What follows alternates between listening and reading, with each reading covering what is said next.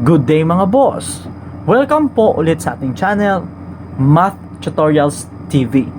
In this video, we are going to discuss the divisibility rule for 13 and the general rule for divisibility. Are you ready? Let us start!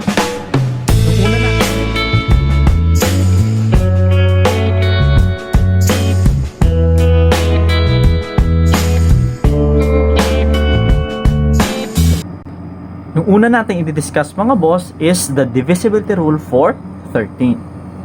So in order to determine that a given number is divisible by 13, all you have to do is you multiply 4 to the last digit and add the product with the remaining digits. If the result is divisible by 13, then it is also divisible by 13. So you can apply this rule over and over again as necessary. Okay, example, we're going to test if 169 is divisible by 13. So yung gagawin nyo lang mga boss is you multiply 4 to the last digit number of the given number. So the last digit is 9. So we have 9 times 4. That is 36. Then we add the remaining number. So the remaining number, if you're going to take 9, the remaining number is 16. So we add 16, that is 52. Okay? So, is 52 divisible by 13? Kung hindi nyo pa kayang i-determine if 52 is divisible by 13, you can repeat the process. So, sa 52, yung last digit is 2.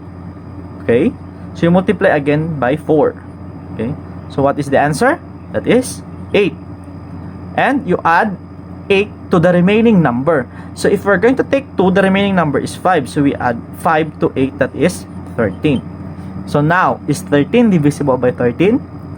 Yes, correct. So therefore, 169 is also divisible by 13. Next example is we're going to test if 50,661 is divisible by 13. So again, we're going to multiply the last digit number, that is 1 by 4. So that is equal to 4, and we add the remaining numbers. So we have 5,066. Okay, so the remaining digit is 5,066. So plus 4, that is 5,070. Okay, so if hindi nyo pa kaya ma-determine kung ang 5,070 is divisible by 13, you can repeat the process. So take the last digit of 5,070, 0. So that is 0 times 4, that is equal to 0. So the remaining digits are 507 or 507. So i-add natin sa 0, that is equal to 507. Okay? Again, pag medyo malaki pa yung number, repeat natin yung process. So again, we take the last digit of 507, that is 7 times 4. Is equal to 28. Then add natin yung natirang digit. So we have 50. Okay, that is 78. Is 78 divisible by 13? Yes, it is divisible by 13. So, if hindi nyo pa kayang i-determine if 78 is divisible by 13, repeat nyo na lang yung process. So, we have 8 times 4, that is 32. Okay? Plus the remaining number, that is 7, that is 39. So, 39 is divisible by 13. Therefore, 50,661 is also divisible by 13. Okay, yung last natin i-discuss mga boss is the general rule for divisibility. So the general rule for divisibility states that if a number is divisible by two different prime numbers, then it is divisible by the products of those two numbers.